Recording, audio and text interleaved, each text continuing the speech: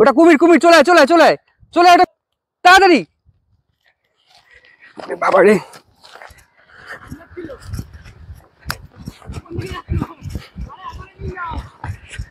তো আমরা যেতে যেতে কিন্তু একটা জিনিস চোখে পড়লো, এই যে ছাগলটা পুরো মরে পড়ে রয়েছে। ছাগলটা মরে পড়ে রয়েছে কিন্তু বাঘের আক্রমণে, যেটা বললো যে বাঘের আক্রমণে ছাগলটা মরে গেছে। এটা হচ্ছে পুরোপুরি বাঘের পায়ের ছাপ।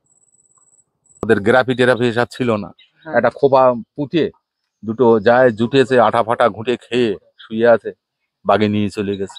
এরকম আমাদের এখানে ব্যাপক মানে কাজের মানে খুব সমস্যাজনক আছে। এই পশ্চিমবাংলার বাইরে যদি আমরা কাজে না যাই তবে আমাদের এখানকার মানুষ না খেয়ে মারা যাবে। খেতে বসেছেন? হ্যাঁ হ্যাঁ, খাচ্ছেন কি দিয়ে? তেঁতুল দিয়ে। তেঁতুল দিয়ে ভাত খাচ্ছেন? হ্যাঁ। তো হ্যালো বন্ধুরা, আমি রাজেশ, তোমরা দেখছো ট্রাভেল উইথ রাজেশ। আজকে চলে এসেছি পশ্চিমবঙ্গের এমন একটা দ্বীপে, যে দ্বীপের ইতিহাস কিন্তু, যে দ্বীপের কাহিনী কিন্তু ইতিহাসের পাতায় একদম লাল কালির অক্ষরে ছাপানো রয়েছে। যেই দ্বীপের মর্মান্তিক গণহত্যার কাহিনী এখনও সাধারণ মানুষকে কাঁদায়। যেই দ্বীপে কয়েকটা শিশুকে কিন্তু মাথার খুলি চূর্ণ করে হত্যা করা হয়েছিল, কয়েকটা পুরো গ্রামকে কিন্তু জ্বালিয়ে দেওয়া হয়েছিল এবং মেরে মেরে নৌকায় ভর্তি করে জলে ফেলে দেওয়া হয়েছিল। তো চলো সেই গ্রাম আজকে আমি তোমাদের ঘোরাবো এবং সেই কাহিনী তোমাদের বলবো। সাথে বলবো বাঘের আক্রমণ, কিভাবে বাঘের আক্রমণ থেকে এই মানুষেরা বাঁচে এবং কিভাবে বাঘ মাঝে মাঝে এখান থেকে গরু ছাগল তো নেই, মাঝে মাঝে মানুষকেও তুলে নিয়ে যায়। তো চলো শুরু করি আজকের এই ভিডিও।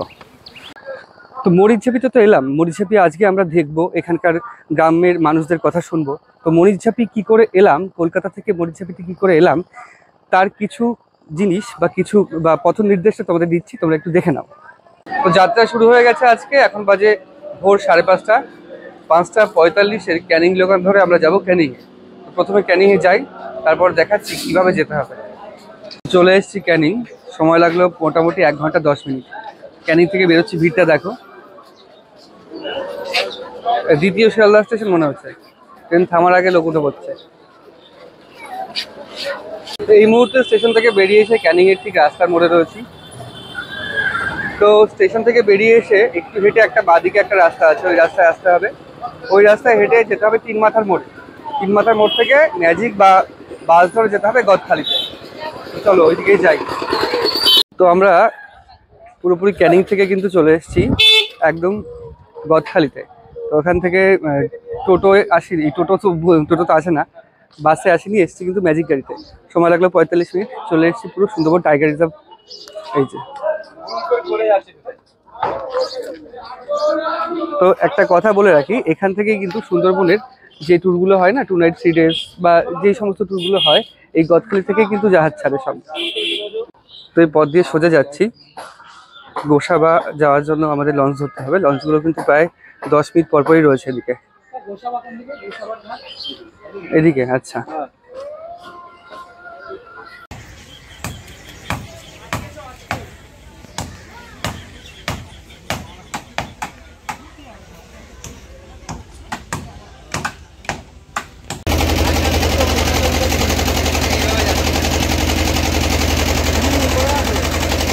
তো খেয়া পার হয়ে চলে এসেছি গোসাবায়। গোসাবা থেকে এখন ইঞ্জিন ভ্যান ধরে যেতে হবে জ্যোতিরামপুর ঘাটে।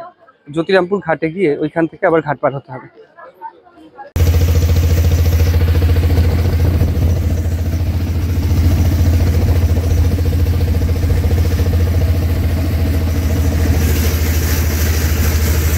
তো চলে এসেছি উত্তরডাঙ্গায়। আমরা কিন্তু সেই জ্যোতিরামপুরে যাইনি, জ্যোতিরামপুরে গেলে আবার দুবার খেয়া পার হতে হতো, খেয়া পার হয়ে যেতে হতো মরিচঝাপিতে। আমরা চলে এসেছি জ্যোতিরামপুরের আগেই রঙ্গবেড়িয়া ঘাট। রঙ্গবেড়িয়া নেমে ওখান থেকে আবার টোটো ধরে চলে এসেছি একদম উত্তরবেড়িয়া। এখান থেকে আমরা এই যে ঘাট, এখান থেকেই নৌকা ধরে ঠিক ওই দিকে ওই জায়গাটায় যাব, মোল্লাহাটি ঘাটে। ওইখানেই কিন্তু রয়েছে মরিচঝাপি।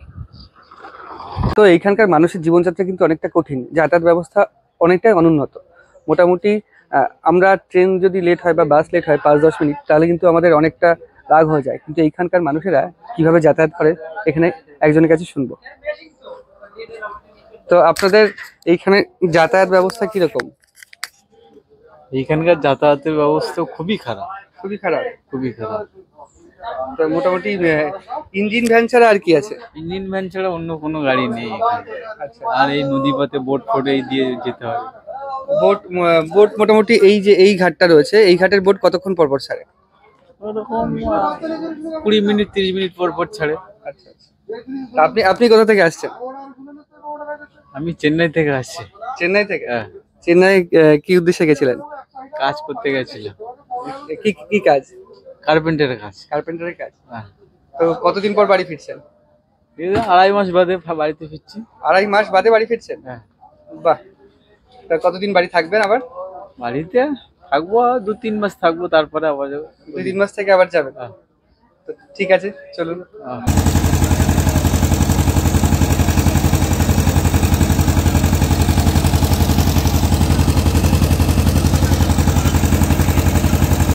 তো লঞ্চ পার হয়ে বা নৌকা পার হয়ে কিন্তু চলে আসলাম।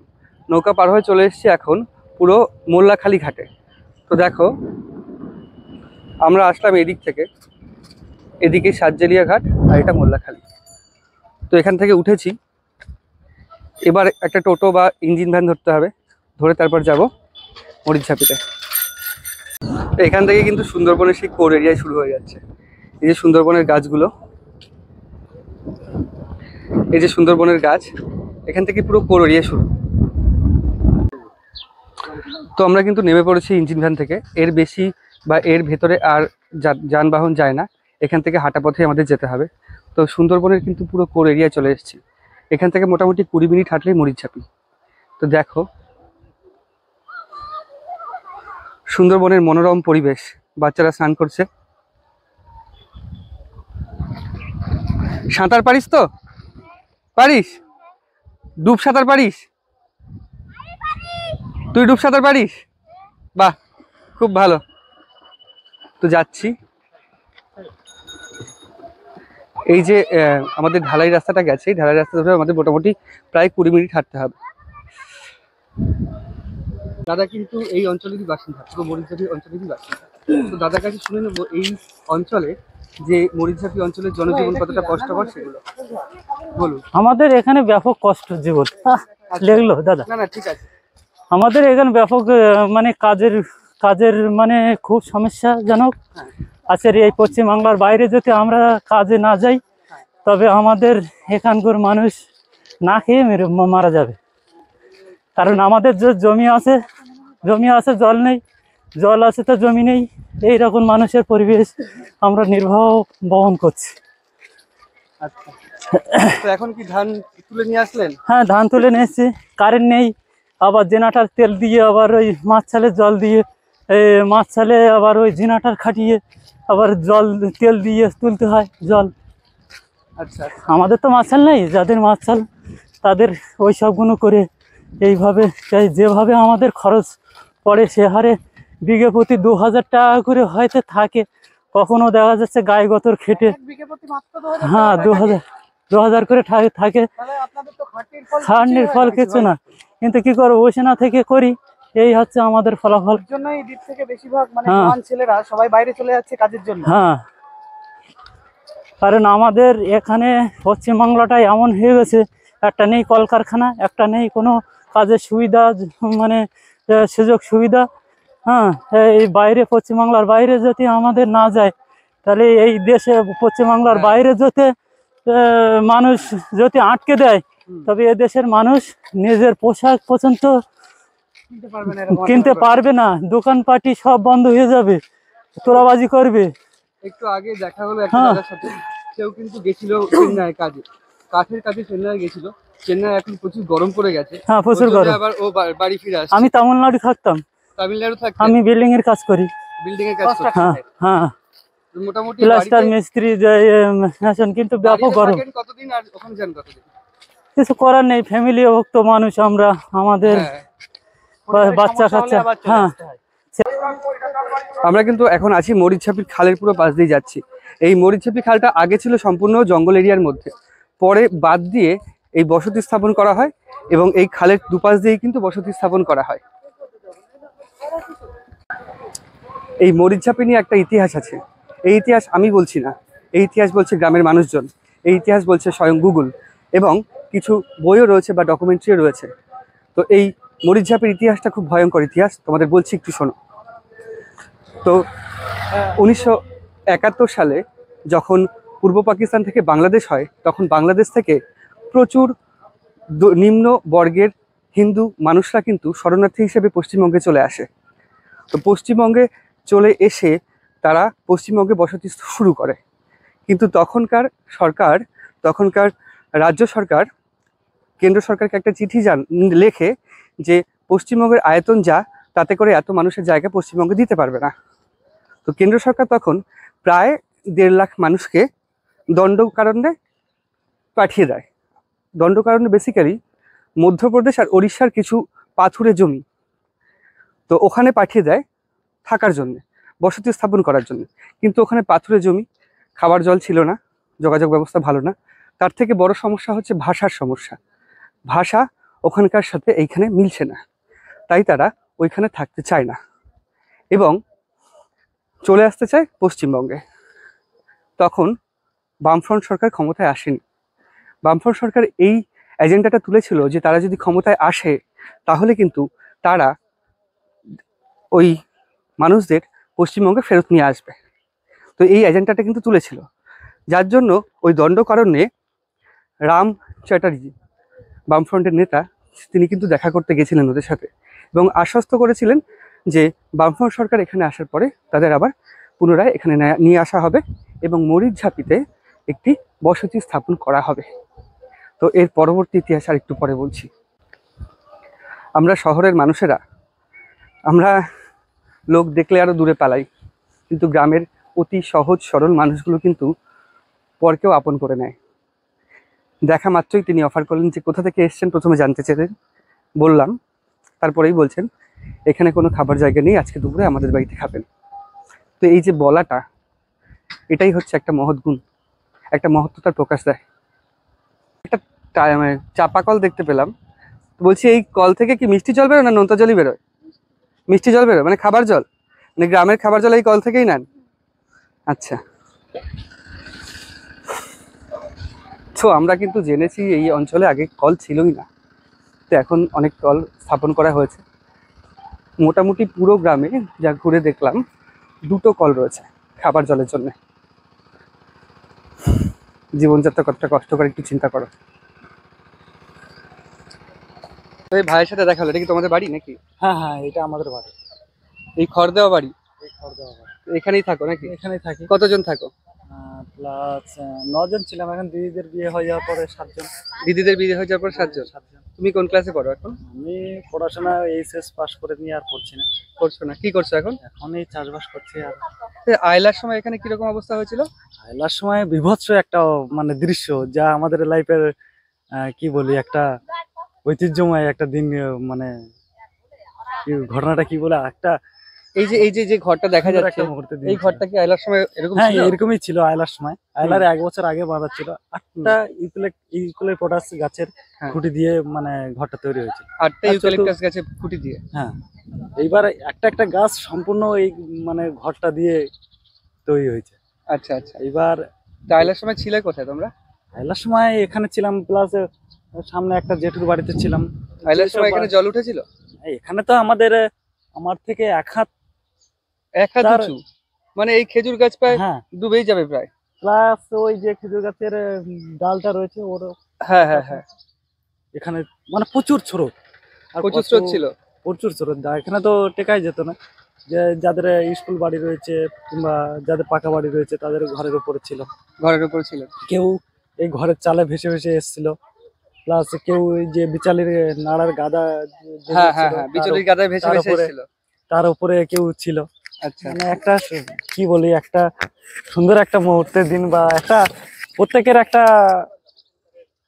যেটাকে বলা হয় খুব সুন্দর, মানে যে ভয়ঙ্কর একটা দিন। ভয়ঙ্কর একটা দিন গেছে। তো অনেক ভয়ঙ্কর একটা ঘটনার সাক্ষী তোমরা। ঘটনার তো সাক্ষী এখন যদি এরকম আয়লার মতো কোনো ঝড় ঝড় আসে তাহলে তোমরা হ্যাঁ, কি করবে? এখন অনেকটা সেফটি হয়ে গেছে, কারণ অনেকের পাকা ঘর চলে এসেছে, প্লাস ফ্ল্যাট সেন্টার সরকার থেকে করে দিয়েছে। সেখানে মানুষ ফ্ল্যাট সেন্টার এখানে গঠিত হয়েছে? হ্যাঁ, ফ্ল্যাট সেন্টার হয়েছে আমাদের এই ছোট বাজারে হয়েছে? বাজারে আছে, এই পাশে একটা হাই স্কুল গোবিন্দপুর, ওখানে হয়েছে। তাহলে আপনাদের বা তোমাদের জীবন তো খুব কঠিন হ্যাঁ। একটা পরিস্থিতির মধ্যে দিয়ে চলে। হ্যাঁ এইভাবেই চলে, আর কঠিন আর কি বলবো, এইভাবেই দিন চলে। আচ্ছা আচ্ছা আচ্ছা খেটে খাওয়া মানুষদের কিভাবে আর আচ্ছা আচ্ছা আচ্ছা। কষ্ট না করলে তো কেষ্ট মেলে না। হ্যাঁ হ্যাঁ। তো এটা এটা কিন্তু ভাইদের ঘর। হ্যাঁ, আর এটা এটা শুনেই সবচেয়ে ভালো লাগলো যে কষ্ট না করলে কেষ্ট মেলে না। তো চলো আমরা এগোচ্ছি সামনের দিকে। আমরা চলে এসেছি কিন্তু পুরোপুরি খালের গোড়ায়, পুরোপুরি খালের গোড়ায় চলে এসেছি আমরা। এই যে বাঁধ, এই বাঁধটা দিয়েছে কিন্তু যাতে এই গ্রামে জল না ঢোকে তার জন্যে। পুরো লম্বা বাঁধ এদিক থেকে এইদিকে, আর বাঁধের ওপাশেই কিন্তু নদী, আর বাঁধের নিচে কিন্তু দেখা যাচ্ছে এই যে পুরোপুরি লবণাম্ব উদ্ভিদ। সুন্দরবনের কোর এরিয়ায় আমরা পৌঁছে গেছি, মানে পুরোপুরি কোর এরিয়া এটা। ওই পাশে দেখলে দেখতে পারবে শ্বাসমূল দেখা যাচ্ছে গাছের, সুন্দরী গাছের যে শ্বাসমূল হয় না, সেই শ্বাসমূলগুলো ওপাশে দেখা যাচ্ছে। তো বলে রাখি, গত পৌষ মাসে, মানে এই যে আজ এখন চৈত্র মাস চলছে, 4 মাস আগে পৌষ মাসে কিন্তু এই গ্রামে বাঘ ঢুকেছিল। বাঘ ঢুকে একটা বাড়ি থেকে ছাগল টেনে নিয়ে গেছে। তো এখানে কিন্তু বাঘ ঢোকে। এখন যেহেতু একটু শীতটা কমে গেছে, শীতে বেশি ঢোকে এদিকে বাঘ।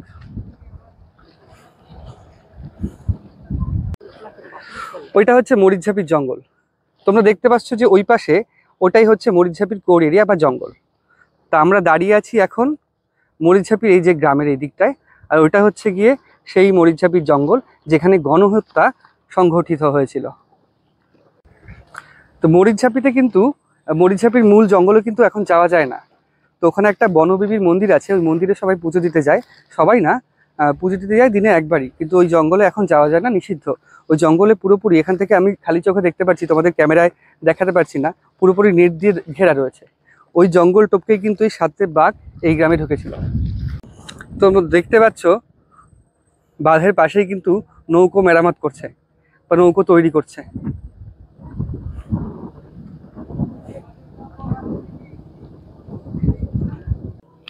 এখন কিন্তু চলে এসেছি পুরোপুরি একদম, যদি জোয়ার থাকতো তখন এখানে জল থাকতো। তোমরা দেখতে পাচ্ছ জোয়ার থাকলে কিন্তু এখানে জল থাকতো। এখন ভাটা, তাই জলটা নেই, একটা নৌকার উপরেই দাঁড়িয়ে আছি। তো এই নৌকোগুলো করে কিন্তু মাছ ধরতে যায়।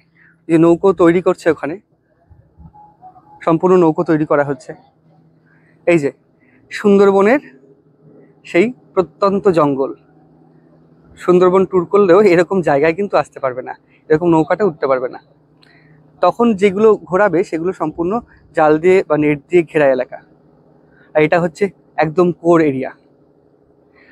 বলে রাখি, সুন্দরবনে যা বাঘ রয়েছে তার কিন্তু 50% রয়েছে মরিচঝাপিতে বা মরিচঝাপির জঙ্গলে। তার কাহিনীটাও বলবো তোমাদের একটুখানি। তো আপনারা এখানকার স্থায়ী বাসিন্দা তো? হ্যাঁ, আমাদের এখানে স্থায়ী। আচ্ছা, তো আমার বাপ দাদারা এখানে জঙ্গল কেটে বাড়ি করেছে। তার মানে আপনারা বাংলাদেশ থেকে আসে শরণার্থী? না না, তাহলে আমরা এখানকার বাসিন্দার। এখানে প্রথম আবাদ যখন হয়, আবাদটা তো আর আজকে হয়নি। হ্যাঁ হ্যাঁ হ্যাঁ, আপনাদের জন্মস্থান এখানে? জন্মস্থান এখানে, আমার বাবারও জন্ম এখানে, আমাদেরও জন্ম এখানে। আচ্ছা আচ্ছা, বাংলাদেশ থেকে এসছে অনেকে আছে এখানে আছে, এই গ্রামে বসবাস করে তারা এখনো? আচ্ছা আচ্ছা। তো এই মরিচঝাপি যে গণহত্যা কাণ্ডটা সারা ইতিহাসের পাতায় নাম উঠে আছে যার, সে সম্পর্কে কিছু জানেন? গণহত্যা না, ও অনেক আগে। অনেক আগের তো, বেশি আগের না, ওই তো 45 বছর আগের তো। আপনার তো বয়স 45 থেকে অনেক বেশি।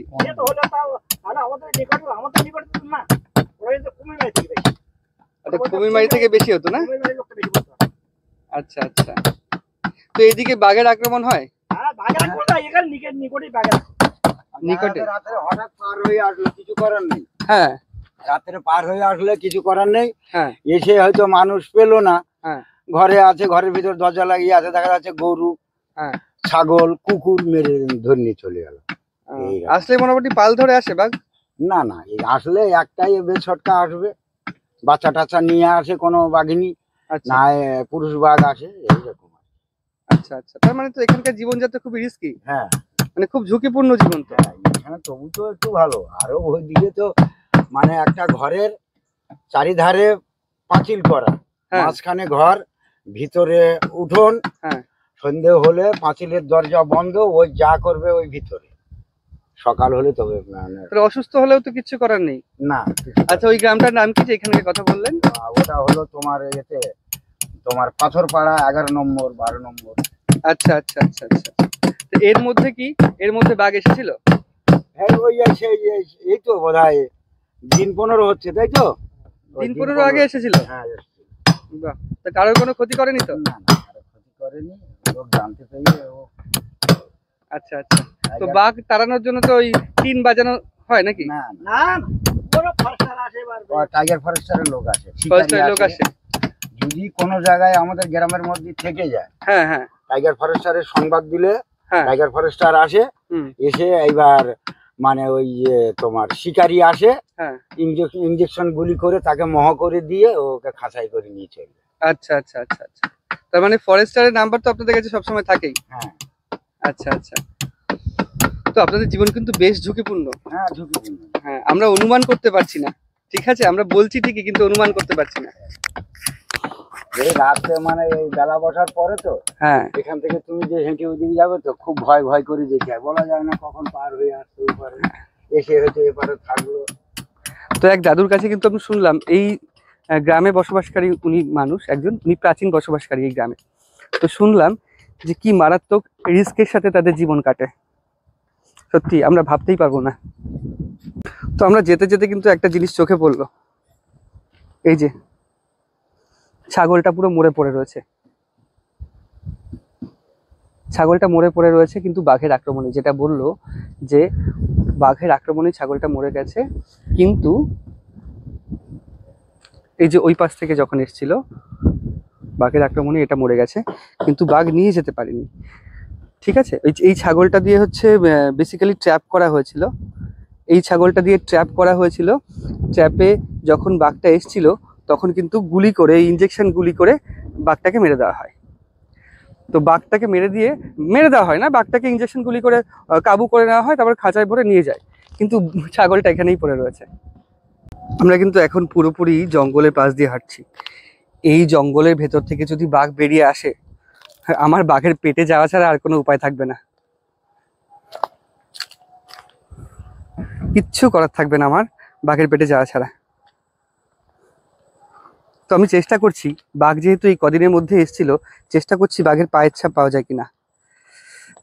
তোমরা দেখো, যদি এর মধ্যে বাঘের পায়ের ছাপ এই তো পেয়ে থাকো তো আমায় বলো। মাটি শুকিয়ে গেছে, ছাপটাও বেশি বোঝা যাচ্ছে না। তো এইদিকে এই যে পেয়েছি অ্যাকুরেট বাঘের পায়ের ছাপ। এটা হচ্ছে পুরোপুরি বাঘের পায়ের ছাপ। আরো ছাপ দেখানোর চেষ্টা করছি, এই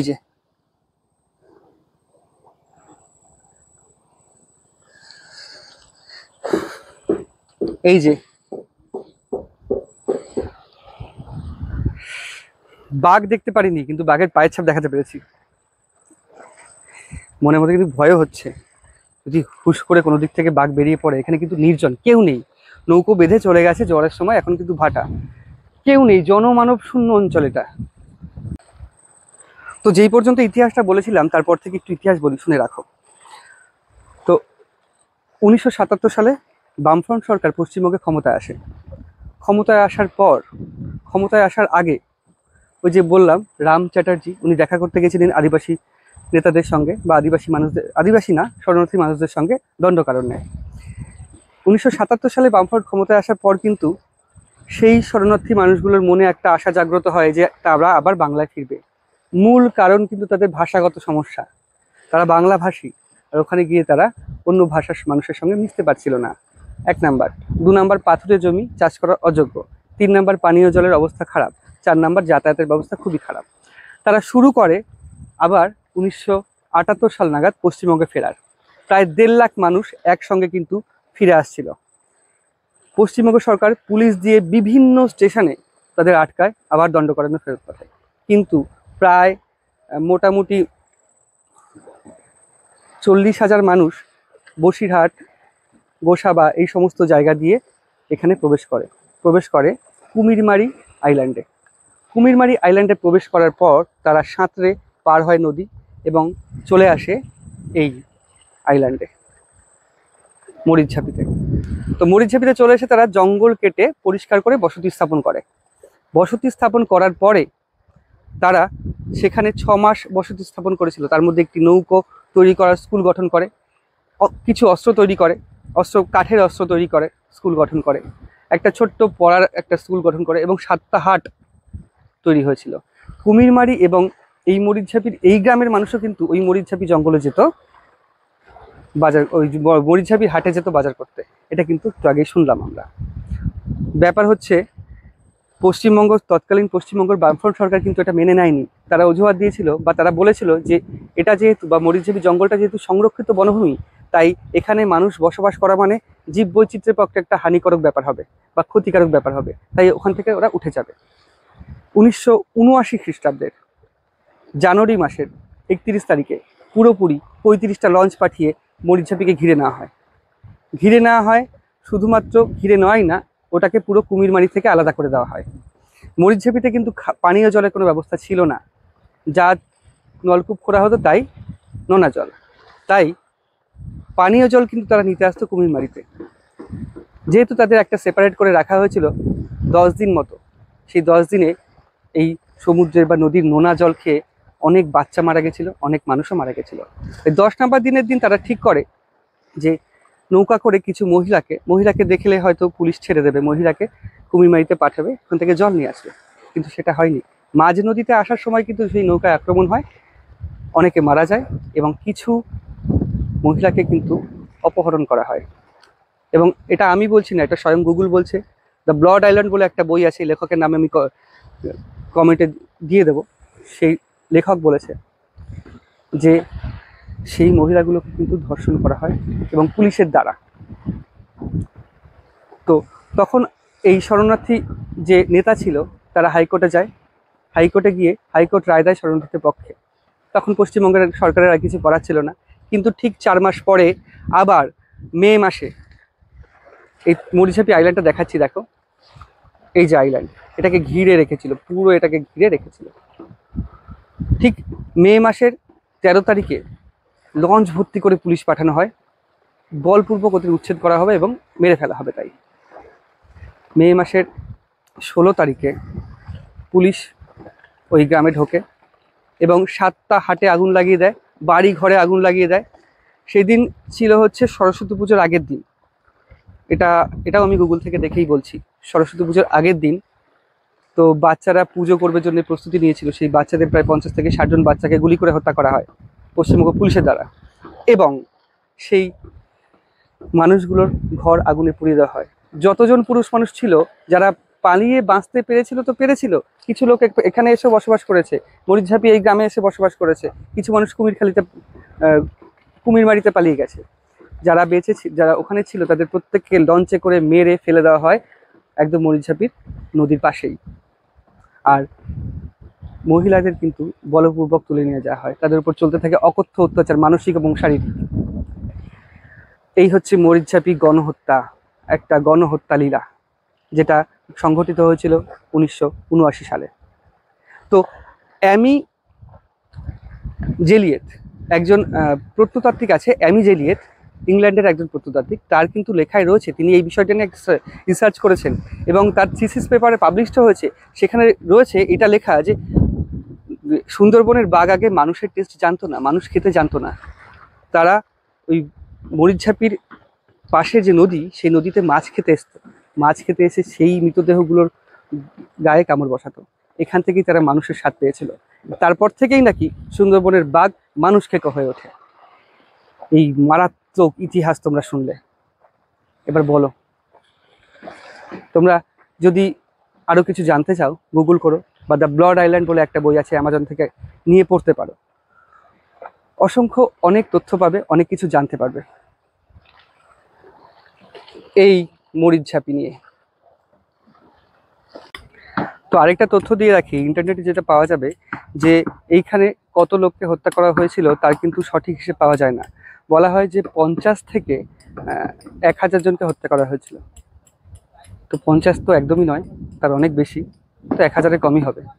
তবুও গণহত্যা, এক মর্মান্তিক গণহত্যার সাক্ষী এই মরিচঝাপি।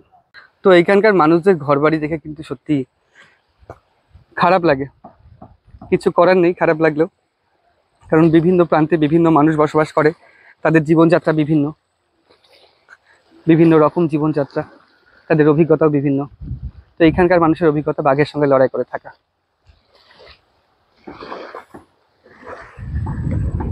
আমরা কিন্তু এই যে মরিচঝাপির যে বাঁধটা তৈরি করা হয়েছে, বাঁধের ওপর দিয়ে হেঁটে হেঁটে এখন যাচ্ছি।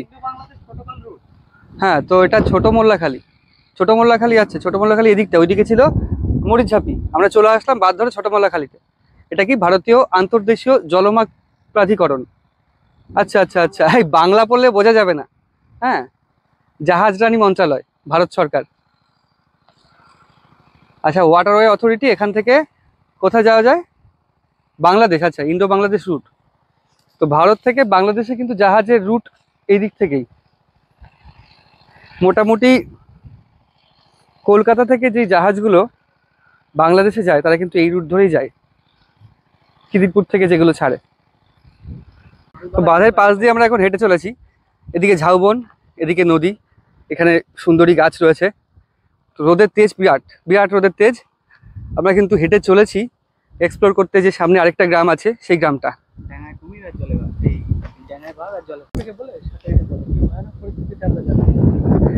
তো ডাঙায় বাঘ জলে কুমির, সেরকম অবস্থায় আমরা যাচ্ছি। কিন্তু এদিক থেকে বাঘও আক্রমণ করতে পারে, আর এদিক জলের থেকে কুমিরে উঠে আসতে পারে, দুটোই রয়েছে এখানে।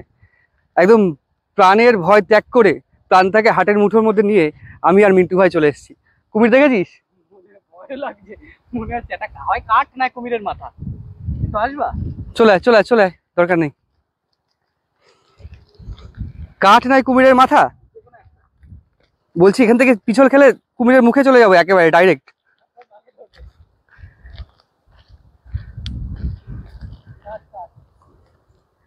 ওটা কুমির, চলে আয়, ওটা কুমির, তাড়াতাড়ি। বাবা রে,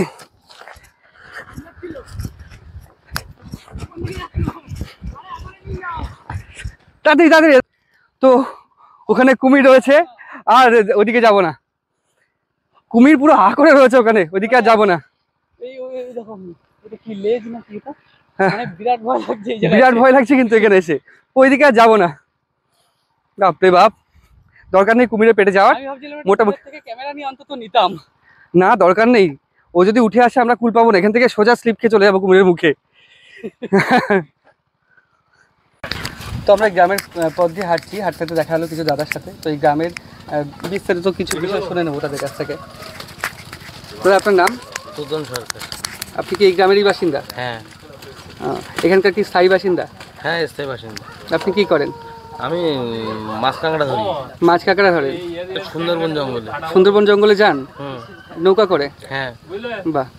তা আপনি কতদিন ধরে যাচ্ছেন? আমি মিনিমাম 7-8 বছর করছি। 7-8 বছর করছেন। তো ওখানে বাঘের ভয় আছে? বাঘের ভয় তো অবশ্যই আছে, বাঘের ভয় আছে, কুমিরের ভয় আছে, তারপর সাপের ভয় আছে, চোর ডাকাত, জলদস্যু। ওইদিকে আবার জঙ্গলের মধ্যে চোর ডাকাত আছে? হ্যাঁ, আছে। কোথা থেকে আসে তারা? বাংলাদেশ থেকে। তো বাংলাদেশের বর্ডার গার্ড যারা, তারা কিছু বলে না? তারা লুকিয়ে আসে, পালিয়ে আসে, লুকিয়ে এসে এখানে ডাকাতি করে আবার চলে যায়। এই তো কিছুদিন আগে আমাকে আমার নৌকা থেকে ডাকাত করলো। কি নিয়েছে? আমার নৌকা থেকে A to Z সমস্ত মাল তুলে নিয়েছে। সমস্ত তুলে নিয়েছে? টোটালটাই। আপনারা ফরেস্ট গার্ডকে জানিয়েছেন? জানিয়েছিলাম। কিছু ব্যবস্থা নিয়েছে? নেওয়ার পর 2জন ডাকাত ধরা পড়লো। আচ্ছা আচ্ছা। আর বাঘের মুখে পড়েছেন কখনো? বাঘের মুখে বলতে আমাদের বাঘের সম্মুখে থেকে, হ্যাঁ, দূর থেকে দেখা হয়েছে। প্রায় 50 মিটার 100 মিটার দূর থেকে বাঘ যাচ্ছে, আমরা দেখছি, একটু হাঁক মারলাম, উঠে গেল। আচ্ছা আচ্ছা। তা আক্রমণ করেনি কাউকে? না, আক্রমণ করেনি। আচ্ছা আচ্ছা। তো বলছিলেন যে 25 দিন মতো আগে একজনকে আক্রমণ করেছে? হ্যাঁ, এই তো 20-25 দিন আগে একজনকে জঙ্গলে মাছ কাঁকড়া ধরতে গেছে, হঠাৎ মাত্র বাঘ এসে তার প্রতি আক্রমণ করলো। করার পরে আরও সঙ্গে 2জন ছিল, তারা ওনাকে যেভাবে হোক মারধর করে বাঘের মুখ থেকে নিয়ে এসছে বাড়িতে, আনার পরে ট্রিটমেন্ট করার পরে এখন সুস্থ আছে। সুস্থ বলতে সুস্থ আছে এখন, তাই তো? এখন সুস্থ। আচ্ছা আচ্ছা। তো দাদা, আপনার নাম কি? বিকাশ মণ্ডল। বিকাশ মণ্ডল। আপনিও কি বনে যান, জঙ্গলে যান? হ্যাঁ, জঙ্গলে যেতাম। জঙ্গলে যান। এখন এই দোকানপাট করেছি, আর জঙ্গলে যাই না, রিস্ক বেশি, আর জঙ্গলে যাই না। জঙ্গলের রিস্ক বেশি। আচ্ছা আচ্ছা। তো এইখানকার শিক্ষা ব্যবস্থাটা সম্পর্কে যদি একটু বলেন, শিক্ষা কেমন? শিক্ষা ব্যবস্থা বলতে গিয়ে আমাদের এখানে যা শিক্ষার উন্নয়ন আছে, আমরা যে একটা বাচ্চারা পড়াশোনা করবো, কোনো চাকরি নেই, আর স্কুলে তো কোনো টিচার নেই, সব প্রাইভেট টিচার দিয়ে কাজ। মুষ্টিমে 2-5 জন টিচার আছে, আছে ওখানে স্কুলে। আর তো শিক্ষা তো পুরো শেষ। শিক্ষা আগে ছিল আগে যেরকম শিক্ষা ছিল, যেমন আমরা শিক্ষা যদি অর্জন করতে যেতাম বা স্কুলে পড়াশোনা করতে যেতাম, একটা আমরা যদি পরীক্ষা হতো, পরীক্ষার সময় যদি 2 নাম্বার হতো, তা মাস্টারমশাই কিন্তু ফেল করে দিত। আচ্ছা। তারপরে সেই ক্লাসে আমাদের থাকতে হতো। আর এখন কি হচ্ছে, এখন যদি আমার 100 নম্বরে যদি আমি কম পাই, আমি কিন্তু ক্লাসে উঠে যাচ্ছি। ফেল কি জিনিস আর নেই, কোনো শিক্ষা নেই। তো এইখানকার একটা জিনিস শুনলাম, অনেকেই বাইরে কাজে যায়। তা আপনি গেছিলেন বাইরে কখনো? হ্যাঁ, বাইরে গেছি। কোথায় গেছেন? আমি দেখলাম যে বাইরে কাজে শান্তি আছে, কেননা আজকে আমাদের গ্রাম অঞ্চলে কোনো উন্নয়ন নেই। যে আমাদের গ্রাম অঞ্চলে এতগুলো ছেলে কাজবাজ করবে, যে আমাদের পশ্চিমবাংলার ভিতরে একটা কলকারখানা থাকবে, একটা কারখানা থাকবে। এই যে ছেলেগুলো তামিলনাড়ু, অন্ধ্রে, বোম্বে, কেরালা যাচ্ছে, তাহলে সেখানে গিয়ে তো কাজের টাকার ডিমান্ডটা কত? সেখানে 1000 টাকা তারা রোজ পাচ্ছে, আর আমাদের গ্রাম অঞ্চলে কাজ করে 500-600 টাকা রোজ। তাহলে আমাদের চেয়ে সেখানে ডেভেলপমেন্টটা বেশি, উন্নয়নটা বেশি। জীবিকায় কত মানুষ মারাও গেছে এই বনের জীবিকায়।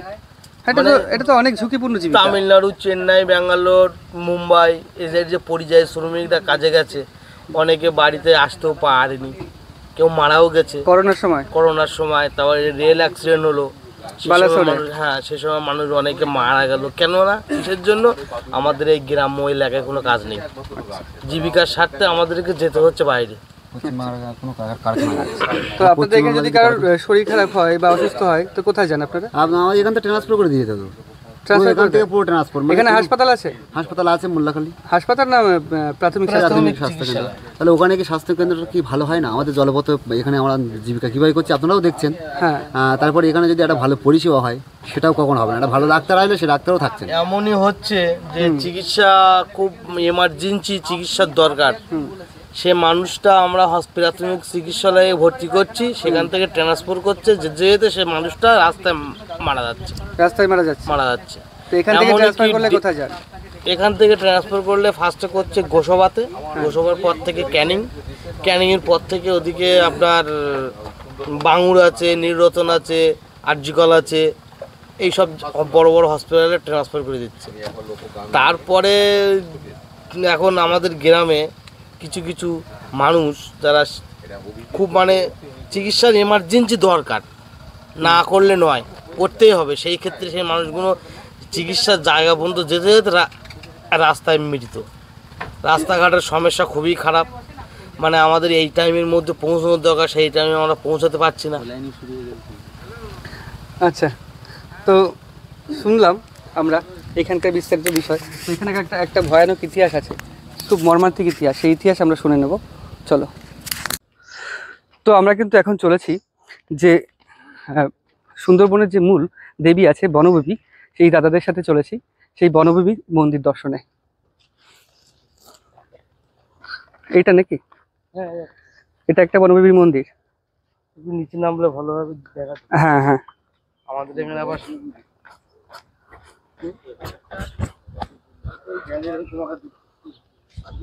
আচ্ছা, এই যে হচ্ছে বনদেবী, এখানে হচ্ছে মাঘী পূর্ণিমায় খুব বড় উৎসব হয়।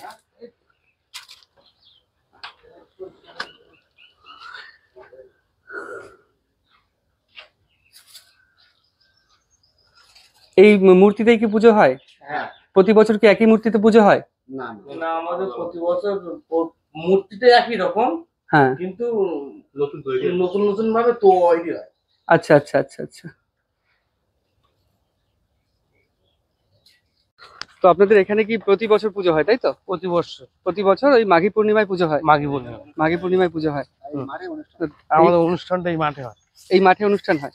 তখন কি খুব সারা গ্রামের মানুষ জড়ো হয়? হ্যাঁ, সব কলকাতা থেকে পর্যন্ত লোক আসে, তাই? বড় বড় সাংবাদিক আসে। আচ্ছা, এসে তারা তাদের যা করণীয় কর্তব্য তারা সেগুলো করে। আচ্ছা, আমাদের কাছ থেকে আবার জিজ্ঞাসা করে, আমরা বলি। আচ্ছা আচ্ছা।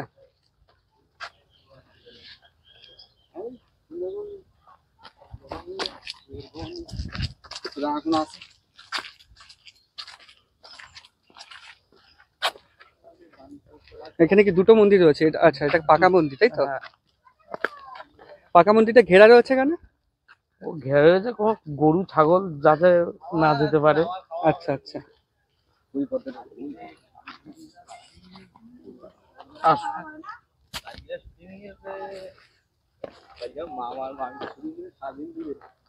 আমরা কিন্তু পুরো বনভূমির মন্দিরের সামনে উপস্থিত এখন।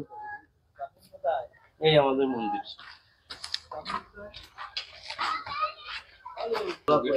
গেট খোলা আছে না? আচ্ছা,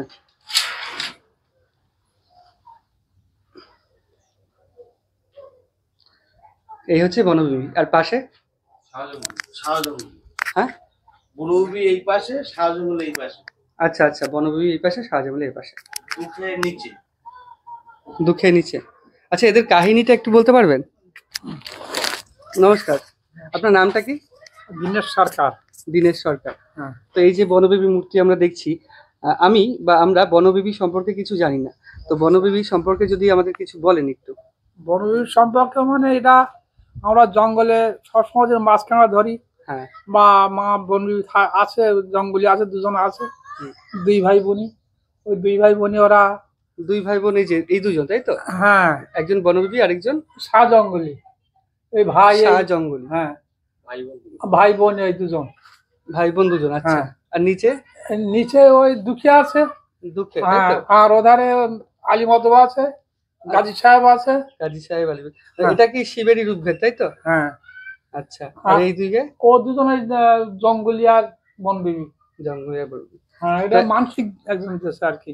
আচ্ছা, তো এই বনবিবির মাহাত্ম্য সম্পর্কে যদি কিছু বলেন। বনবিবি মাহাত্ম্য মানে মা যখন মানে জঙ্গলে ছিল না, উনি দেশে বাড়ি থাকতো, সেখান থেকে যখন বিয়ে করলো ইব্রাহিম, প্রথম বিয়ে করেছে ইব্রাহিম, বিয়ে করার পরে তার ছেলে মেয়ে কিছু হয়নি। আচ্ছা। তারপরে মানে গাজীর দরবারে গেল, যাইয়ে বলছে যে তাই তো ছেলে মেয়ে কিছু হয় না। ওখানে নবীর আদেশ ওখানে বললো, দেখো নবীর আদেশ যতক্ষণ তা আমি দেব, কিন্তু তোমার দোসরা করতে সাজি করতে হবে। আচ্ছা। দোসরা সাজি করলে তোমার বাচ্চা কাচ্চা হবে। আচ্ছা আচ্ছা। ওখান থেকে নবীর আদেশ শুনে ও বাড়ি আসলো। বাড়ি এসে ফুলবিবি ছিল প্রথম বিয়ের। আচ্ছা। ফুলবিবির সঙ্গে বললো, ফুলবিবি বললো যে তুমি যাও, কিন্তু আমার একটা কারার রাখতে হবে। কি কারার? তাহলে আমি যখন চাবো তখন তুমি দেওয়া, এর আগে তোমার দিতে হবে না। আচ্ছা। এইবার ওই কারার বন্দি করে ও বিয়ে করতে গেল। বিয়ে করার পরে ওই বাচ্চা দুটো সন্তান পেটে আসলো। আইলি জঙ্গলি সেই ফুলবি বলছে যে এইবার আমার কারা পূরণ করো। তো বলে কি কারা চাও তুমি? তা এইবার বলো। তো বললো হ্যাঁ তুমি অঙ্গীকার করো, যে কারার বাদ দাও সেই কারার তোমার দিতে হবে। তাহলে হ্যাঁ অঙ্গীকার বাদ দিলাম। 3 বার অঙ্গীকার বাদ দিল। হয়ে বললো যে দেখো এই যে গোলালে তোমার বনে দিতে হবে। বনে দিয়ে দিতে হবে? হ্যাঁ, বনে দিতে হবে গোলালের। গোলাল মানে যে বাচ্চাটা? না না, ওই ওর বউকে। আচ্ছা আচ্ছা। শেষে বিয়ে করে গোলালের। আচ্ছা আচ্ছা। এইবার 18 ভাটা, এখান থেকে 18 ভাটা যাইতে গেলে বহু রাস্তা। আচ্ছা। জঙ্গলে এরিয়া, জঙ্গলের একটা জায়গার নাম 18 ভাটা। 18 ভাটা আমাদের রাখতে হবে। আমরা দুই বোন কি করে আস্তে আস্তে ওদের ছেড়ে দিয়ে বাড়ি আসি। এইবার জঙ্গলে যাইয়ে মধু পায় না। আচ্ছা। যেখানে যায় শুধু মধু, শুধু শুধু মৌচাক, মধু নেই। মধু নেই। এইবার মাঝিগণ বলছে দেখো ধনা ভাই, ধনা মাঝির মানে ওই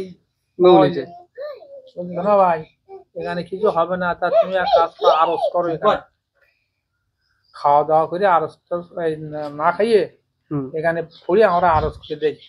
আচ্ছা। এইবারে ওরা না খাইয়ে ওই আরস করতে বসলো, শুলো সব সরিয়ে পড়ে, আর ওই কামনা বাসনা করতে। হ্যাঁ। দক্ষিণ রায় এসে, দক্ষিণ রায়? হ্যাঁ দক্ষিণ রায় মানে বাঘ? হ্যাঁ। আচ্ছা। বাঘ না, মানুষের রূপ ধরে দক্ষিণ রায়। আচ্ছা আচ্ছা আচ্ছা। আসে বলছে যে কেন ওরে ধনাবাজি শুয়ে আনা, আরে কি দুঃখ পেয়েছে বাসা কহ তো আমারে, দেখিয়া দুঃখের দশা ফিরে যায় ইয়া, সদ উপায় করবো আমি বিপদ না আসিয়া। আচ্ছা। তখন বলতে যায় কে আমার এই জঙ্গলের মধ্যে আমার নাম ধরে স্মরণ করলো কেরা? তো বলতে ওই মানে একটা চ্যাম্পিল একটা গামছা গায়ে দিয়ে গেছে, হ্যাঁ চাদর মধ্যে গেছে। তো বলতে এই দেখ আমি দক্ষিণ রায়, আমার পূজা না দিলে তোর মধ্যে দেবো না। তারপরে পুজো দিয়েছে। হ্যাঁ, তারপর বললো যে কি পুজো দিতে হবে? তোর নরবলি পুজো দিতে হবে। কোথায় পাবো? তো বলছে ওই অষ্টমবর্ষের শিশু, ওর তো নিয়ে এসো মার কাছ থেকে ভুলিয়ে ওর দিয়ে মধু কিনে যাও। মানে হ্যাঁ দুঃখে দুঃখে হ্যাঁ আচ্ছা আচ্ছা, এই যে দুঃখে তাই তো, একে বলি দিয়ে দিতে বলেছিল। হ্যাঁ ওর দিয়ে তুমি মধু নিয়ে যাও, হ্যাঁ খুব সুখী হবা। এখন ধনা বলতেছে দেখো মাঝিগণ, এইবার হইল সুযোগ, এইবার দেখো কি করা যায়। হ্যাঁ এইবার ওর মনে দিতে হবে তো। হ্যাঁ তা বলছে যে হ্যাঁ তাই তো মনে দিতে হবে। আর ও বনে থেকে গেছে। হ্যাঁ ও বনে থেকে গেছে। এইবার কাঁদতেছে, মাঠ ডাকতেছে। সেই সময় রায় ঠাকুর এসে বলো সে সময় রায় ঠাকুর এসে মানে যুদ্ধ করতেছে, বাঘ হইয়ে ওই দিকে ধরতে গেছে, এমন সময় বন বিভাগ এসে বাড়তেছে বাঘকে, বাড়ি মধ্যে আছে বাঘের মাজায়। আচ্ছা। আরে এক ধারে সরিয়ে যাবে যে বন কোলে ফিরেছে, আর ওই জঙ্গলি ওর সঙ্গে যুদ্ধ করে তাড়িয়ে দিয়ে যাচ্ছে। তারপর বাঘের রূপ ছাড়িয়ে দে ওই দক্ষিণার রূপ ধরিয়েছে, মানুষের রূপ ধরিয়েছে। হ্যাঁ ফের আবার আইসে ওর সঙ্গে লড়াই করে, তাও পারলো না। ওই গাজী সাহেব হ্যাঁ এই যে গাজী সাহেব, ওই গাজী সাহেবের আচ্ছা গিয়ে পড়ালো। আচ্ছা। পড়ালি মা ওই সঙ্গে গেছে, জঙ্গলেও গেছে। গিয়ে তারপরে যখন ওই না পারলো ঠেকাতি, তখন বলছে থামো ভাই জঙ্গলি, তুমি একটু দেরি করো। তাও সব কিছু শুনলো, শুনে তখন ওই বললো যে ঠিক আছে, এইবার তোমরা বলো কেরা কি দেবে। মানে তখন মা বনবিবি নিজের রূপ ধারণ করেছেন, হ্যাঁ তার মাহাত্ম্যের কথা প্রচার হয়ে গেছে। হ্যাঁ, তারপরে ওই দুঃখের প্রাণ বাঁচিয়েছে। হ্যাঁ প্রাণ বাঁচিয়ে নিয়ে বলতে আচ্ছা শেকড় ডাকলো, কুমির ডাকলো, ডাকলে কুমির এসে হাজির হলো। এ বলতেছে দেখো এই তোমার ধরম ভাই একটা, আচ্ছা, তোমার বাড়ি নিয়ে যেতে হবে। কুমির কি পিঠে করে নিয়ে আসলো? হ্যাঁ, তুমি বাড়ি দিয়ে আসবা। তা কত মানে 7-8 দিনের রাস্তায় এক মিলের মধ্যে এসে কুমির এসে ঘাটের ভিতরে কুমিরের পিঠে করে হ্যাঁ পিঠে করে আইনে ওই ধরেছে, ঘাটে ধরেছে। ধরলি ও নিচে নেবে নেই, ও দেখে যে মা ওই কানা অন্ধ হইয়ে ওই রাস্তায় পড়ে রয়েছে, কানা অন্ধ বাবা হয়ে গেছে। তখন ওই মা আবার বলে দিলে তুই এক কাজ কর, তোর মার ওই আমার নাম করে 3 বার কানে মুখি সব যা হাত বলি যে ভালোই যা। বনবিবি বলেছে, তারপর ভালো হয়ে গেছে। না, তারপরে দুঃখে ওই মার নাম করে মানে হাত বলি দিয়ে ভালোই গেল। কিভাবে দেশে ফিরে এলো সব কিন্তু বললো। বলে ধনার কাছে গেল, ধনার ওর তো জঙ্গল নিয়ে গেল। আর ও তো শুনে তখন তো মানে অবাক হয়ে গেল, কি ব্যাপার আমরা বাড়ি আসি না আসতে আইলো কি করে। আচ্ছা, পারিনি। টাকা ছিল, এইভাবেই কি বনবিবির মাহাত্ম্যটা প্রচার হয়েছে। হ্যাঁ, এবং আস্তে আস্তে মানুষ বনবিবিকে পূজা করতে শুরু করে, তাই তো? মানে বনে গেলে বনবিবি তাদের রক্ষা করবে, এটাই তাদের মূল কথা ছিল। মূল কথা আমরা বনবিবিকে পূজা করি। সেই ওইটা বলুন। আচ্ছা আচ্ছা, সেই উদ্দেশ্য নিয়ে আমরা মা বনবিবিকে, সেই উদ্দেশ্য নিয়ে আমরা মার পূজা করি। আচ্ছা, বা সেইভাবে আমরা শ্রদ্ধা করি। আচ্ছা আচ্ছা, ভক্তি করি সব। তো আমরা কিন্তু শুনলাম বনবিবির মাহাত্ম্যটা, খুব সুন্দর লাগলো, কিন্তু জানতাম না, শুনে নিলাম, তোমরাও শুনলে। তো যেতে যেতে আরেকটা জিনিস চোখে পড়লো, তোমাদের দেখাই। দেখো এই যে খাল, এটা হচ্ছে পুরোপুরি মরিচঝাপি খাল। খালের ওপাশে যে বাড়িগুলো রয়েছে দেখো, প্রত্যেকটা বাড়ি কিন্তু মাটির তৈরি। আমি একটু জুম করে দেখাচ্ছি, দেখো এই যে প্রত্যেকটা বাড়ি কিন্তু মাটির তৈরি, এবং খালে এই যে বাঁধ দিয়ে রেখেছে, এইখানটায় বাঁধ দিয়ে রেখেছে, নাইলে কিন্তু এই ঘরগুলো জলে পড়ে যাবে। তো এই যে এই রাস্তাটা এই যে এই রাস্তাটা কিন্তু এইবার পুজোর সময় তৈরি হয়েছে। পুজোর সময় তৈরি হওয়ার আগে এই রাস্তা কিন্তু ছিল পুরোপুরি কাঁচা রাস্তা। এবার পুরোপুরি কাঁচা রাস্তা হওয়ার কারণে এখানকার যাতায়াত ব্যবস্থা খুবই অনুন্নত ছিল। তো এইখানে এই খালের জল যখন বেড়ে যায়, জোয়ারের সময় খালে জল ঢোকে এবং খালের জল বেড়ে যায়, আর আয়লা টায়লা যখন হয় বা এইসব ভরা কোটাল এইসব যখন হয়, তখন তো এখানকার অবস্থা খুবই খারাপ হয়ে যায়। তো এইসব নিয়েই এদের জীবন চলছে। আমরা চলেছি এই যে মরিচঝাপি গ্রামের কিন্তু আরো ভেতরের দিকে। তোমরা দেখলে বুঝতে পারবে গ্রামের বাড়িগুলোর কিরকম দশা। গ্রামের বাড়ি ভগ্ন দশা দেখা অবস্থা।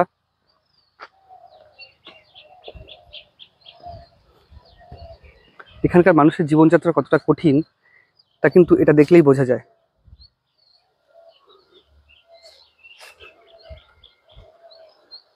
তো এখানকার মানুষের জীবনযাত্রা কতটাই কঠিন, এবং বাড়িঘর প্রায় মাটির বাড়ি, সবই ভেঙে গেছে, ওপরে খড়ের চাল দেওয়া। তো বর্ষার সময় জল পড়ে, যেটা বলছিল আগের একটা বাড়ি থেকে। একটা গ্রাম্য সুন্দর পরিবেশের মধ্যে দিয়ে যাচ্ছি এখন। পরিবেশটা যতটা সুন্দর, এখানকার মানুষের জীবনযাপন ততটাই কঠিন।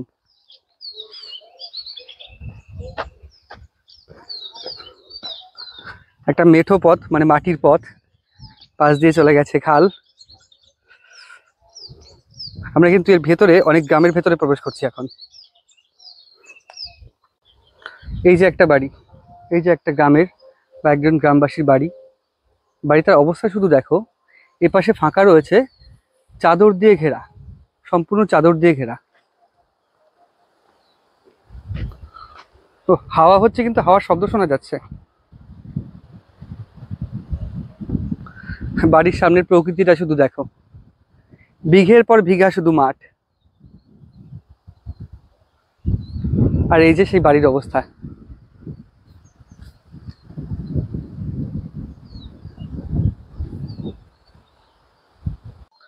দেখো বাড়িটা, উপরে খড় আর নিচে পুরো মাটি।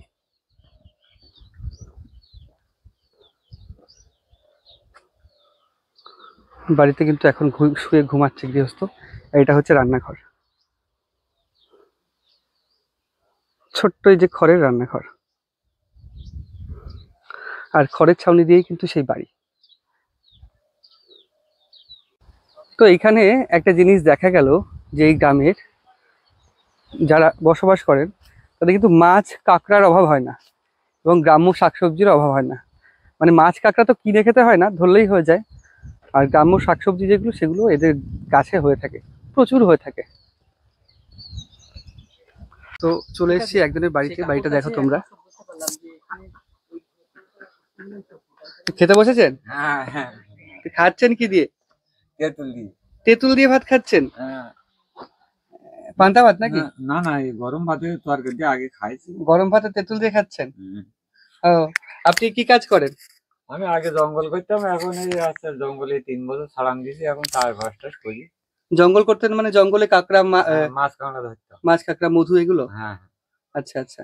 তো বাঘের সম্মুখীন হয়েছেন কখনো? হ্যাঁ, আমি বললাম না, আমার লোক হাতে মানুষ তুলে নিয়ে গেছেন বাঘে। মানুষ তুলে নিয়ে গেছে? হ্যাঁ, আমার সঙ্গে ছিলাম, সে মানুষ আমি নিয়ে যেতে দেয়নি, আমি বাড়িয়ে রেখেছিলাম, কিন্তু বাঁচিয়ে নিয়ে আসতে পারিনি। ও, ধরার সাথে সাথে মানে দাঁত দেশে এমন কায়দায়, হ্যাঁ, সাথে সাথে মানে 5 মিনিট মারা গেল, কিন্তু আমি মালে তুলতে দেইনি। আচ্ছা আচ্ছা, আলে তুলতে দেননি? না, নৌকাতেই ছিল? নৌকায় ছিল, মানে নৌকাতে যে সময় ধরেছে অল্প জল খালে ছিল, সেই সময় মানে ধরেছে, লাভ বেশি ধরেছে, ধরে মানে কাটিয়ে পড়েছে। আমি সাথে সাথে বাড়ি দিয়ে, মানে কি দিয়ে বাড়ি দিয়েছেন? হাতের ধারে লাঠি ছিল, লাঠি দিয়ে বাঘের গায়ে বাড়ি দিয়েছেন? হ্যাঁ, কিন্তু বাঁচিয়ে ফেরাতে পারেননি? না। তাও কতদিন আগেকার ঘটনা? তাই বছর 5 আগে। বছর 5 আগে। তো আমরা এই দাদাকে পেলাম। এই দাদার কাছ থেকে আমরা শুনতে চাইবো যে এখানে একটা যে গণহত্যার ইতিহাস আছে না, মরিচঝাপিতে শরণার্থীদের পশ্চিমবঙ্গ পুলিশ গুলি করে হত্যা করেছিল, এই বিষয়ে কি কিছু জানেন? না, আমরা তো বলতে পারবো না। বলতে পারবেন না? মানে শুনেছেন কখনো বড়দের মুখে এগুলো? হ্যাঁ, একটু শুনেছি অনেক আগে, কিন্তু এখন আমরা বলতে পারবো না। অনেক আগে শুনেছেন?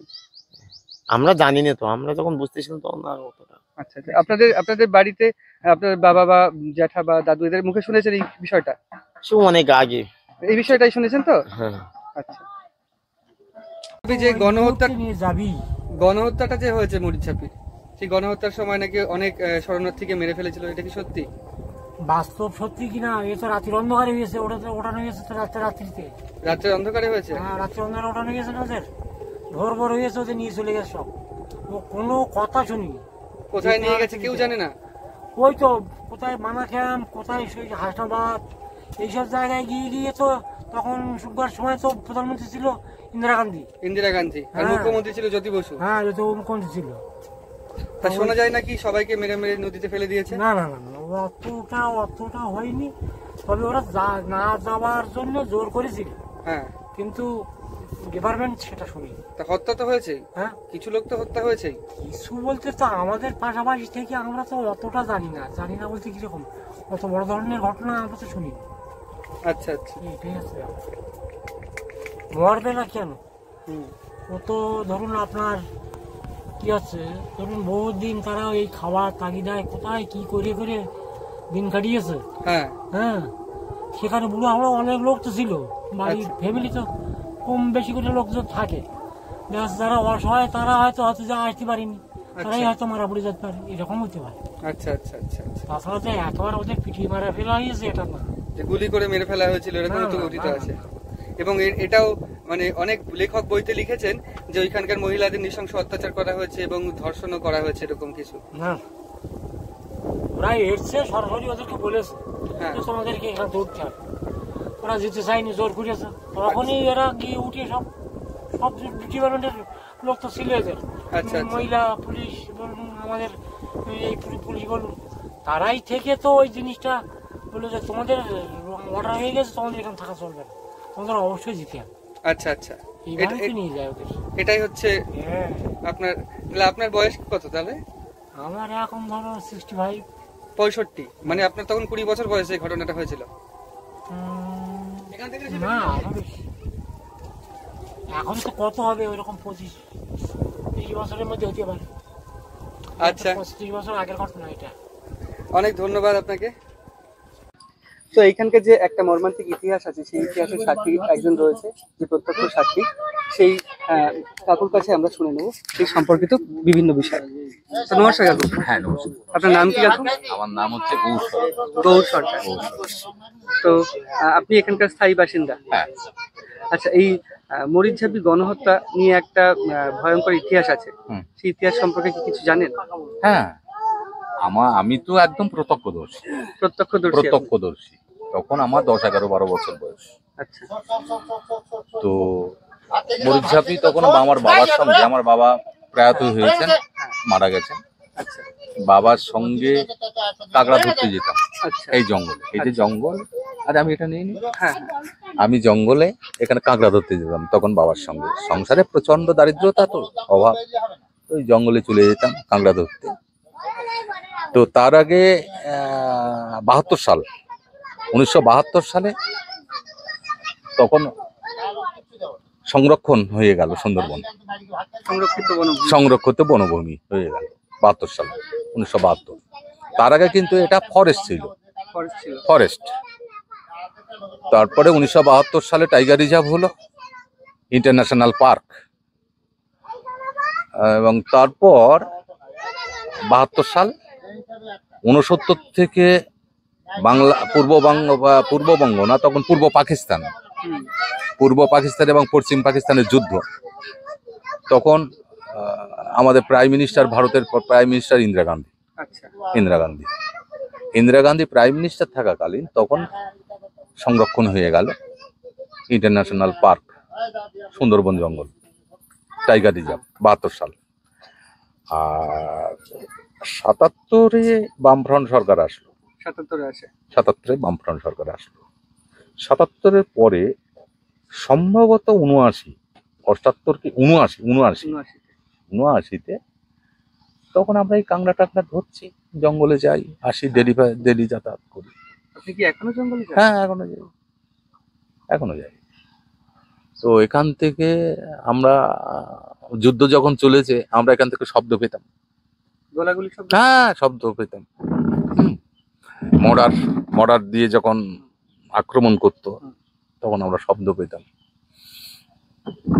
তারপরে ওখান থেকে বাংলাদেশের রিফিউজি যারা হ্যাঁ। উদ্বাস্তু উদ্বাস্তু। উদ্বাস্তু উদ্বাস্তুরা যে সমস্ত সব শেল্টার নিল দণ্ড করানো না হাসনাবাদ হাসনাবাদ। হাসনাবাদে ওখানে গিয়ে শেল্টার নিল। শেল্টার নেওয়ার পরে আমাদের এখানে গ্রামেরও অনেক গরিব মানুষ যাদের খাওয়া জুটত না, ওরাও বাংলাদেশের রিফিউজি খাতায় নাম দিয়ে ওরা হাসনাবাদ যেয়ে ক্যাম্প, হাসনাবাদ তখন ক্যাম্প হলো, ওই ক্যাম্প থেকে তখন সরকার ওদের পুনর্বাসনের ব্যবস্থাগুলো দণ্ড করানো। দণ্ড করে মানে এখনকার যেটা মধ্যপ্রদেশ আর উড়িষ্যার কিছু অংশ। সম্ভবত ওই দিকে। সতীশ মণ্ডল, এবার সতীশ মণ্ডলের নেতৃত্বে যখন দণ্ডকরণ থেকে ওই রিফিউজিদের, এবার কেন কোন কারণ আমি সেটা বলতে পারবো না, তবে আমার যেটা মনে হয়েছে যেহেতু যশোর খুলনা হ্যাঁ।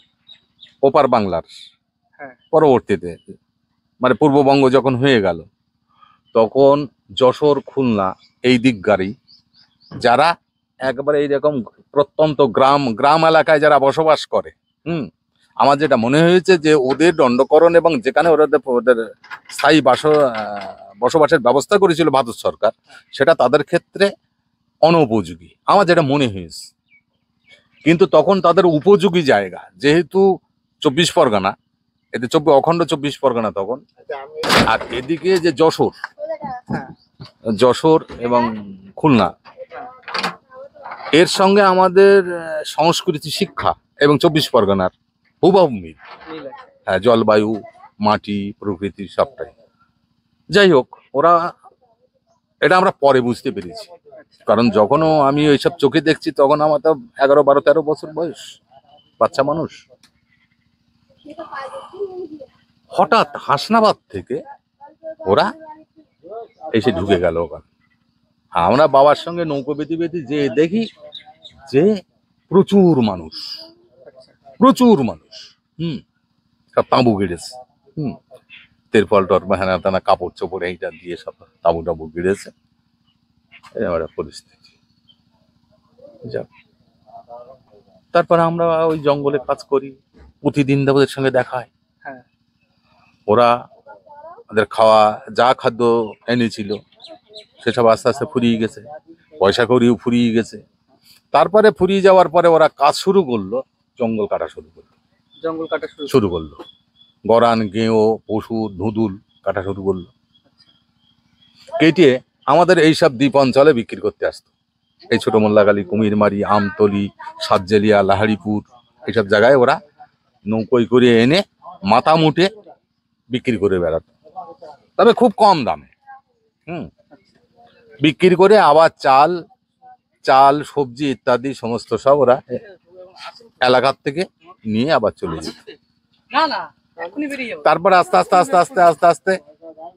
আস্তে আস্তে ওরা ওখানে বাজার তৈরি করে ফেললো। যেটা চিলমারি একটা খাল আছে ওখানটায়, জঙ্গলের ভেতরে চিলমারি যে খাল আছে, খালের ওপাশে যেখানটায় ওদের বসবাসের জায়গা করেছিল, ওইখানে ওরা পুকুর কেটেছিল, ওরা হাট বসিয়েছিল। হাটে ওরাই ক্রেতা, ওরাই বিক্রেতা, ওরাই সব। আবার একটা আলাদা জনবসতি করে নিয়েছে। হ্যাঁ, জনবসতি ওরা একদম করে নিয়েছিল, টোটাল একটা ইকোসিস্টেম। হ্যাঁ। এবারে পরপর ওরা যখন এই মরিচঝাপি জঙ্গল কাটা শুরু করলো, করতে তারপর বুড়ির ডাবরি ওদিকে সেই কপুরা পর্যন্ত, বাপার জুন আস্তে আস্তে দখল করা শুরু করলো, কাট কাটা। এই করতে তারপরে ওরা কি করলো, প্লটিং করে জমি 10 বিঘা করে প্লট আমাদের এই সব এলাকার যারা একটু মাঝারি গোছের চাষি তাদের কাছে বিক্রি করা শুরু করলো। আচ্ছা। এটা বনভূমি সংরক্ষিত এলাকা তো করা যায় না। এইবারে এটা 79 সাল। এখন একটা সরুমতি বলে একটা জায়গা, সেইখানে ওই বাঁধ দিচ্ছে যাচ্ছে। এখন বাবার সঙ্গে আছি, এরকম একটা খাল বাঁধ দিচ্ছে ওই সতীশ মণ্ডলের নেতৃত্বে। ওই সতীশ মণ্ডল গেরুয়া পোশাক পরে আগুন জ্বালাচ্ছে, আর ওই ঘি ঢালতেছে। আর আমি আমার বাবার কাছে জিজ্ঞেস করতেছি, বাবা কি ব্যাপার বলেন দেখি, ওটা কাঠ শুকনো কাঠ এক জায়গায় লাট করে দিয়ে আগুন জ্বালিয়ে দিতেছে, আর দিচ্ছে ওই তোমার ঘি দিচ্ছে, ও কি কোনো গুনিন টুনিন ব্যাপার নেই নাকি? তো না না, ওটা বরংবাজি, আগুন জ্বালালে বাঘ আসবে না। আচ্ছা আচ্ছা মানে এইসব খাল বাঁধ দিচ্ছে, এরা দখল করতেছে সব, কিন্তু ফরেস্টার কিছু করতে পারছে না। তখন সীমিত ফরেস্ট ডিপার্টমেন্টের কর্মচারীগুলো খুব সীমিত, তাদের ফায়ার আর্মস থেকে শুরু করে তো খুব সীমিত একদম। তখন তো এদের এখন ভোটভটি হয়েছে, লঞ্চ হয়েছে, স্পিড বোট হয়েছে, তখন এসব ছিল না। হ্যাঁ, ডিঙি নৌকো করে ওদের ডিউটি করতে হতো। আর ওরা যদি ফরেস্টার যে সংরক্ষিত এলাকায় যদি ওরা চাপ তৈরি করে, তো মেরে ফেলে দিতে দেবে তো। এরা সব মারমুখী হয়ে রয়েছে, সংখ্যায় কম, এর সংখ্যা অনেক বেশি। অনেক বেশি। তারপরে 79 সালে জ্যোতি বসু আসলো মুখ্যমন্ত্রী, ছোট মোল্লাগালিতে। ছোট মোল্লাগালিতে জ্যোতি বসু আসলে ওইখানে আমি গিয়েছিলাম, বাচ্চা মানুষ, মুখ্যমন্ত্রী আসতেছে, আমরা গেছি, সেই লক্ষ লক্ষ মানুষ হাজুর সব।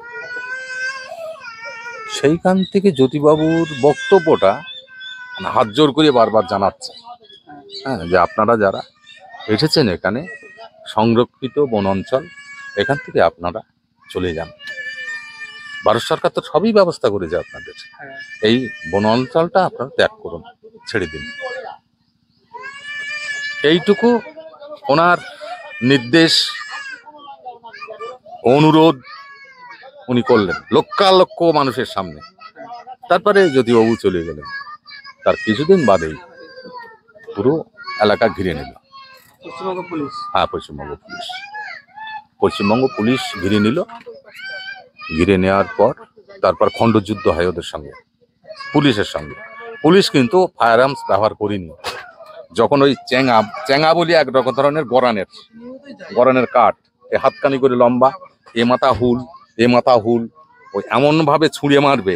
আর নমশূদ্র ওদের ভেতরে বেশি, নমশূদ্র পরিবারের লোকজন বেশি, যাদের হ্যাঁ ওই যারা ওখানে এসেছিল, নমশূদ্র পরিবার বেশি।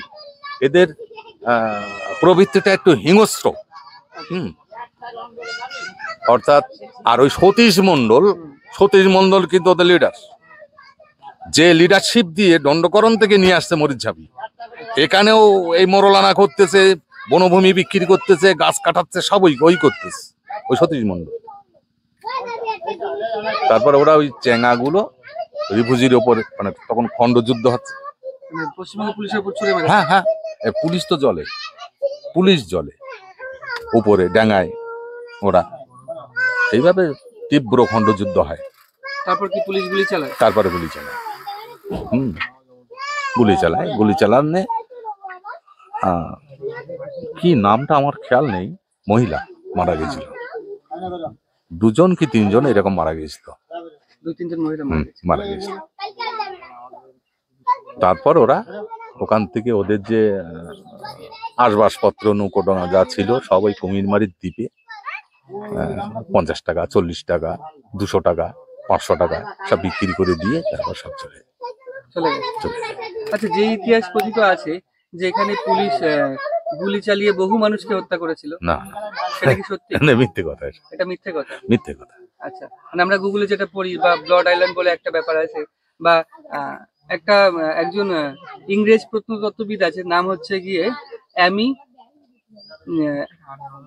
নামটা সঠিক মনে আসছে না আমার, অ্যামি জুলিয়েট। উনি লিখেছেন যে এত পরিমাণে মানুষ মেরে এখানে পাশে নদীতে ফেলা হয়েছে যে বাঘ ওখান থেকেই মানুষের টেস্ট পেয়েছে। এসব কল্পকাহিনী। আচ্ছা, কারণ আমার সমবয়স্ক যারা এই দ্বীপ অঞ্চলে এখনো প্রচুর বেঁচে আছে, তারা চোখে দেখেছে, আমি যেমন চোখে দেখেছি, আমার চোখে দেখা। তাহলে এই চোখে দেখার সঙ্গে যদি ওই কল্পকাহিনী, হ্যাঁ, মেলবে না, কর্মিল। কারণ উনি তো চোখে দেখেননি।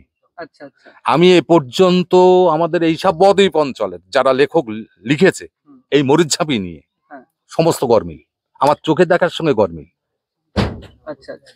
3-4 জন ডক্টরেটও করেছে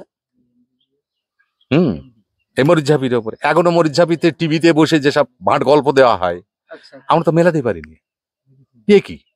এ কি ধরনের কথাবার্তা? এ তো প্ররোচনামূলক। কথাবার্তা। একটা হ্যাঁ। সম্পূর্ণ একটা সরকারকে পুরো বদনাম করা। কারণ 1972 সালে সুন্দরবন মানে সংরক্ষণ, তাহলে সংরক্ষণের অর্থ কি? তাতে একটা অর্থ আছে, এ তো বিজ্ঞান ভিত্তিক সুন্দরবন। হ্যাঁ, আজকে সুন্দরবন যদি সুরক্ষা না থাকতো, তো জীব বৈচিত্র্য নষ্ট হয়ে যেত। একদম ধ্বংস। ওদিকে সেই কুপুরা, যেটা বাফার জোন, ইন্টারটা ওরা দখল করে নিয়ে নিত। এই মরিচঝাপি এইটা, তাহলে তো ওইদিকে যে বাংলাদেশের যে অঞ্চলগুলো, তার সঙ্গে এই পাশে কোনো ডিভাইডেড থাকতো না। না, ডিভাইডেড থাকা সেটা অন্য কথা। কারণ বিশাল নদী আছে বাগনার থেকে, ওখান থেকে একদম বর্ডার দিয়ে রায়মঙ্গল নদী, আচ্ছা, ওদিকে বঙ্গোপসাগর, ওপারে বাংলাদেশ, এপারে ইন্ডিয়া, ঠিক আছে। কিন্তু যে এলাকা জুড়ে ওরা দখল শুরু করেছিল, সে তো প্রচুর জায়গা। প্রায় কত মানুষ এসেছিল একবারে? তো মানে হিসেব বলছে প্রায় 40,000 মতো হতে পারে, কিন্তু প্রচুর মানুষ। আমি অত নির্দিষ্ট করে বলতে পারবো না। হ্যাঁ, ছোটবেলা সবই দেখেছি। হ্যাঁ, প্রচুর মানুষ, এবং ওদের ভীষণ কষ্টে জীবনযাপন সেও অনুভব করেছি। তারপরে ওরা জঙ্গলে কাঠ কাটতে গিয়ে ওদের গ্রাফি টেরাফি এসব ছিল না, একটা খোপা পুঁতে দুটো যায় জুটেছে, আঠা ফাটা ঘুঁটে খেয়ে শুয়ে আছে, বাগে নিয়ে চলে গেছে। এরকম কষ্টের জীবন ওদের গেছে। ভীষণ, সে কষ্টের মানে কি, সে কষ্টের ব্রেক নেই। চিকিৎসা, অসুস্থ, ডায়রিয়া, কলেরা হয়ে মারা গেছে। আমাদের দেখে খুব কষ্ট হতো, কিন্তু তখন ওই কষ্টটা উপলব্ধি করেছিলাম। কিন্তু পরবর্তীতে যখন এইটা পরপর বুঝতে শিখেছি, আচ্ছা, মানে চোখে দেখার সঙ্গে আর নিজের জ্ঞান অত বোঝার সঙ্গে, আর এই যে কল্পকাহিনীর সঙ্গে যখন গরমিল হচ্ছে, এই যে বুঝতে পারলাম যে বন সংরক্ষণ আইন, এটা ইন্টারন্যাশনাল পার্ক, যেটা গোটা পৃথিবীর অক্সিজেন দিচ্ছে, তাই তো? হ্যাঁ, অবশ্যই। অ্যামাজন আর এটা তো সারা ভারতবর্ষে অক্সিজেন সাপ্লাই করে। হ্যাঁ, শুধু একটা ওয়ার্ল্ডে, সারা পৃথিবীতে। আজ বিশ্ব ব্যাংক থেকে কোটি কোটি টাকা আসছে ভারতবর্ষে, তাই না? সুন্দরবন উন্নয়ন প্রকল্পের জন্য। হ্যাঁ, আসছে। সেখানেও কিন্তু প্রকল্পের ঘাটতি আছে, এটা আবার অন্য কথা। এইসব কথা থাকতো না, এটা থাক। তো অনেক ধন্যবাদ আপনাকে, ধন্যবাদ, ভালো থাকবেন।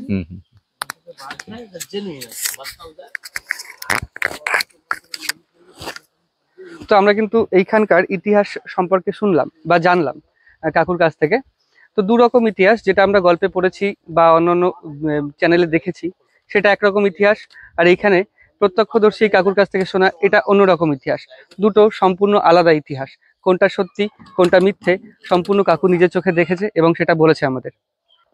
তো এই দু রকম ইতিহাস তুলে ধরলাম তোমাদের সামনে। আমাদের কাজ হচ্ছে কোনো জায়গায় গিয়ে সেই জায়গার ঘটনা সরাসরি তুলে ধরা, কোনো রকম বিকৃতি না করে সরাসরি তুলে ধরলাম।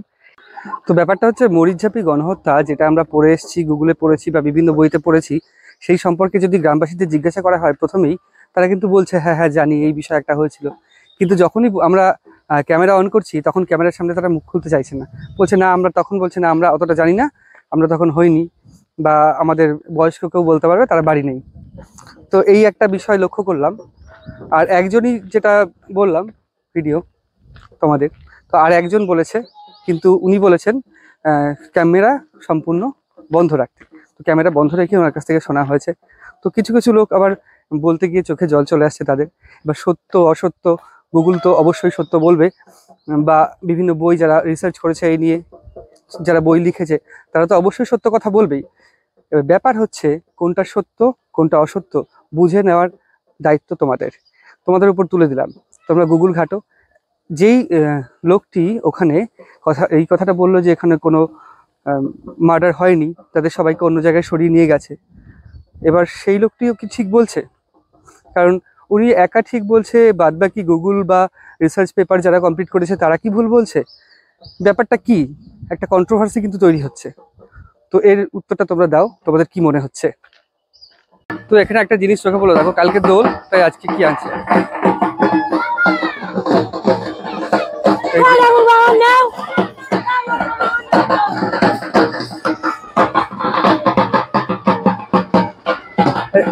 এটা নিয়ে কোথায় যাচ্ছে? ঠাকুর আনতে যাচ্ছে। আচ্ছা, ঠাকুর নিয়ে আসবে আবার এখানে। আচ্ছা।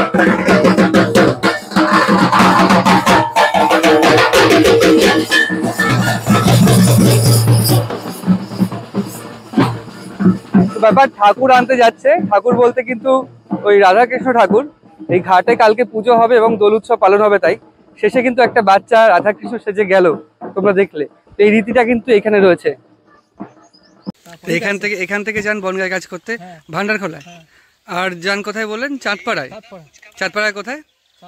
তোমার ওই মন্ডলপাড়া স্কুল। শুধু ধান কাটতে? শিবপুর, হ্যাঁ হ্যাঁ। রামশঙ্করপুর। আবার কবে যাবেন? আবার ঢাকাপাড়া। ঢাকাপাড়া তো পুরোপুরি বনগাতেই, একদম বনগাতেই তো ঢাকাপাড়া। আবার কবে যাবেন? আবার বৈশাখ মাসের 3-4 তারিখে। বৈশাখ মাসের 3-4 তারিখে। এই দাদার সাথে পরিচয় হলো। দাদা কিন্তু বনগায় ধান কাটতে যায় ওই মোটামুটি, আর বৈশাখ মাসের 5-6 তারিখ হলে ধান কাটতে চলে যাবে ওখানে বনগাতে, ঢাকাপাড়ায় যেটা বললো, তারপরে চাঁদপাড়া, মণ্ডলপাড়া। এখানে মোটামুটি 4-5 জন একটা দলে থাকে। বিঘে প্রতি ওদের কন্ট্রাক্ট হয়, বিঘে প্রতি 5,000, 1 বিঘে জমি ধান কেটে দেবে 5,000 টাকা। এটা কিন্তু ওদের প্রাচীন পেশা। এমনকি ওরা অন্ধ্রপ্রদেশেও যায় ধান কাটতে। তো এইখানে বাড়ি, এই মরিচঝাপিতে বাড়ি, আর যায় ধান কাটতে বনগায়। আর আমরা বনগায় বাড়ি এসছি স্টোরি করতে মরিচঝাপিতে। এখন পরন্ত বিকেল, আমাদের যেতে যেতে কিন্তু অনেকটাই সময়। সূর্য ওঠেনি তখন বাড়ি থেকে বেরিয়েছি, আর এখন সূর্য অস্ত যাচ্ছে। তো অসাধারণ সুন্দর লাগছে, মনে হচ্ছে কেউ সোনা গলানো জল নদীতে ফেলেছে।